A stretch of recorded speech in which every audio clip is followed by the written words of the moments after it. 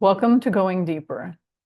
This is the third of three workshop series that we offer at Living Through Loss. And just as a beginning, an introduction, let's talk a little bit about the goals of this workshop series and where it fits in with our others.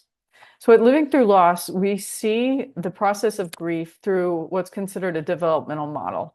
And all that really means is that we acknowledge that grief happens in seasons or different developmental phases as we go through the journey.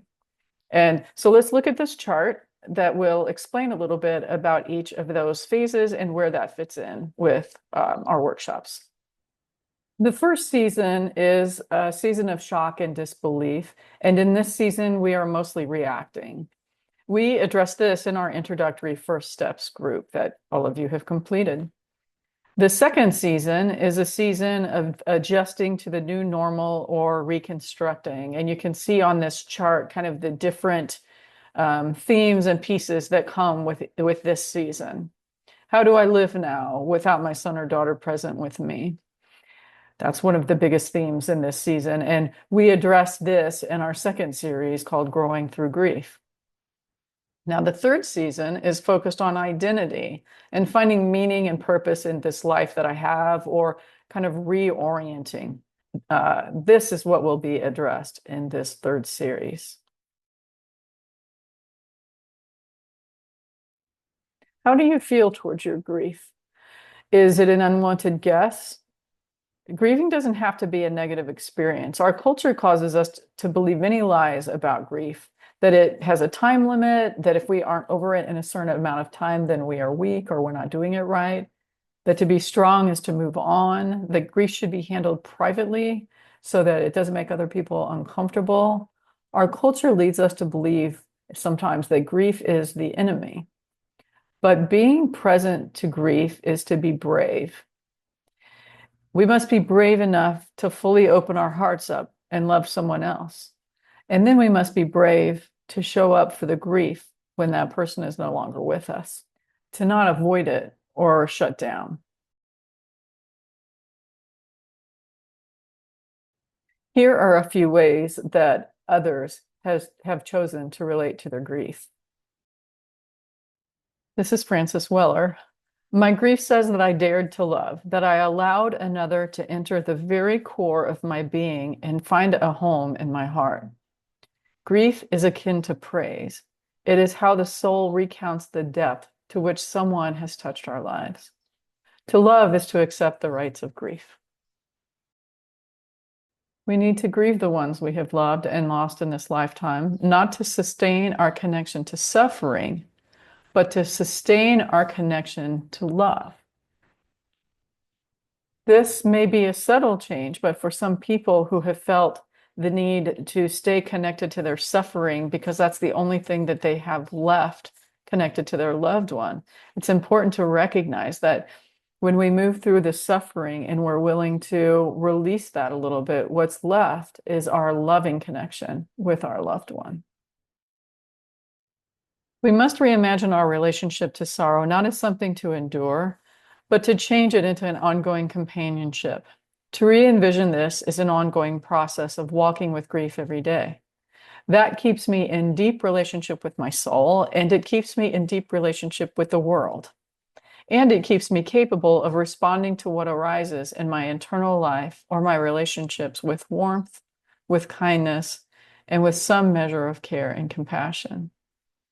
We do need to re-envision grief not as an unwelcome guest, but as a continuous presence that we can befriend. I'm not saying it's not a difficult guest at times. That, again, was Frances Weller talking about reimagining a relationship with grief. And this may be a hard thing to wrap your mind around. This isn't something that you're going to be able to achieve in season 1 or season 2 of grief. This is much further along on the journey, and quite honestly, not everyone chooses to go this far. But to learn to be in relationship with grief, again, recognizing that sometimes it's a hard guest, but starting to see grief more as a co-journeyer or a help along the way of all of that unspent love and where that goes is a powerful way to reimagine your relationship with grief.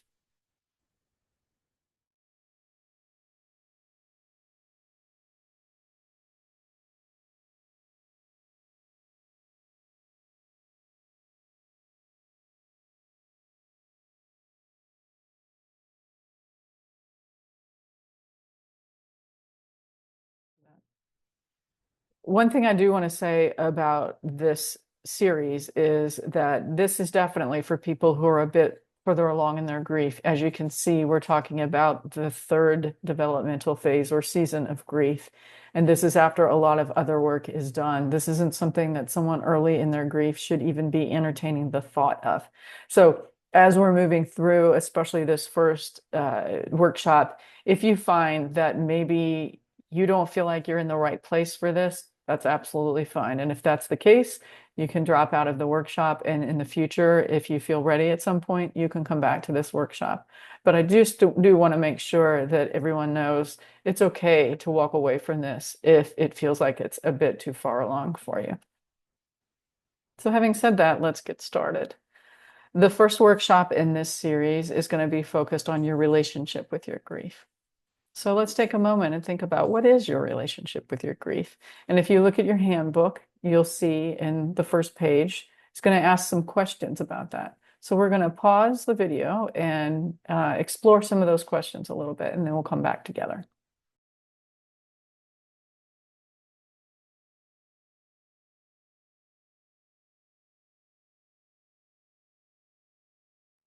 Metaphor is a really powerful way to relate to grief. When we're trying to talk about grief or relate to grief, it's a hard thing. It's a very deep human, spiritual experience. And it's a part of being human. So sometimes what's helpful is to talk about what is like grief. Grief is like, and that's where metaphor comes in. So when we think about using metaphor for grief, it's really helpful for children. It's something that they can understand, but it's not just helpful for children. It's helpful for us as adults to relate to grief through metaphor as well. So let's take a moment and let's listen to this clip by Stephen Colbert, where he's in discussion with Anderson Cooper on the podcast, All There Is. You know, I want to say something about living with grief. It occurred to me as we're telling these stories to each other, I feel like there's physically a thing in the room with this right now, or at least with me, to my right. I don't know why to my right, but there's physically a thing over here. And it's kind of a dangerous thing. It's like living with a beloved tiger, and it's that feeling. It's that grief. There are times when when I say grateful for it, I don't want to say that it's no longer a tiger. It is. And it can really hurt you. It can surprise you, it can pounce on you in moments that you don't expect. Or at least that's my experience. Yeah, I can't speak for everybody. But it's my tiger. And I wouldn't want to get rid of the tiger. I have such a relationship with it now. And I just want to be clear that it's painful. And it's going to live as long as I do. But that there's some symbiotic relationship between me and this particular pain that I've made peace with. So I don't regret the existence of it. That again does not mean I wish it had ever become my tiger. So that is a powerful metaphor that Stephen Colbert has related to in a way to understand his grief. There are other ways to relate to your grief as well, and one of those ways is poetry. And so here is a poem I want to share that was written by someone who is grieving the loss of a child. My grief, on occasion, uncurls itself from the corner within me where it lives and presses its head beneath my hand, asking for a pet, a stroke, a comfort, much like our beloved family dog. I oblige, and after a time it is soothed. It returns to the corner inside of me and curls up on its little bed, and I feel better.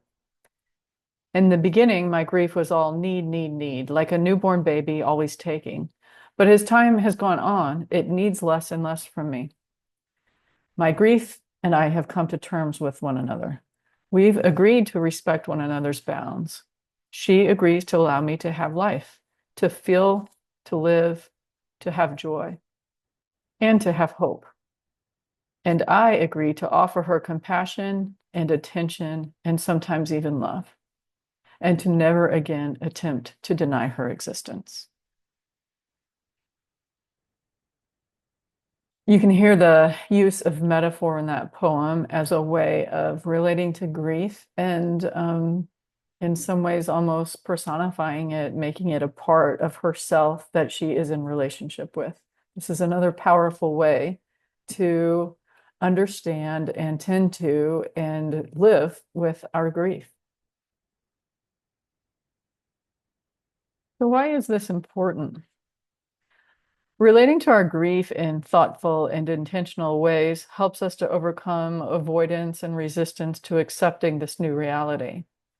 Grief will always be present, but it doesn't have to always be painful and burdensome. Relating to our grief with compassion is a way of redirecting our energy towards something meaningful and life-giving while holding our loved ones close.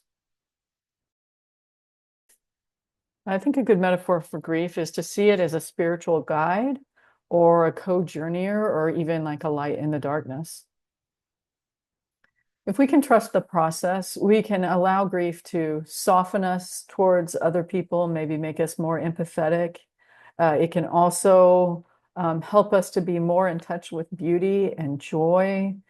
We can't have those beautiful, loving, high experiences if we cut ourselves off to the lows. So if we can trust that process of grief and allow it to form and shape us, then we might find on the other side of things that we're able to feel a closer, loving bond with those that we've lost, while still carrying the pain that comes along with that. It becomes more bittersweet than it does burdensome and painful.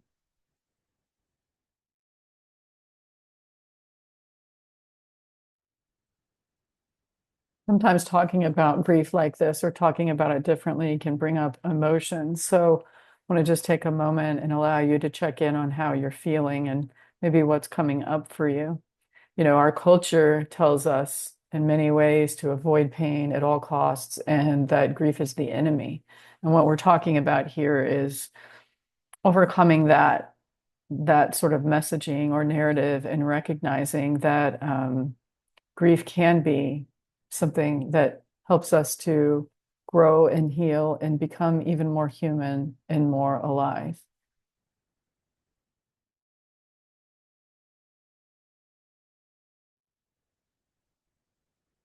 Why is this important? Because how we relate to our grief is going to be one of the determinants of how well we find life again. If grief is an enemy, then we're going to be prone to fight it or want to avoid it. If we can come to an understanding that grief is not necessarily a bad thing, then we might be able to find some peace. What happened was a bad thing. Grief is the tool that helps us cope and heal. What is a metaphor that represents your grief? Let's just take a moment, do a little bit of breathing, find yourself in a calm place. And then once we're there, I'm going to ask you to go to your manual and look at the next page. And in this still calm place, maybe see if there's a metaphor that bubbles up for you that represents grief. Play with that a little bit. And if something comes up, then you can draw that in your handbook, and then we'll have some discussion around that. So let's just take a moment and settle and maybe plant your feet on the ground and settle into your seat. Feel the heaviness of you sitting in your chair and either take a soft gaze or maybe close your eyes and just take a couple of breaths, just some deep breaths.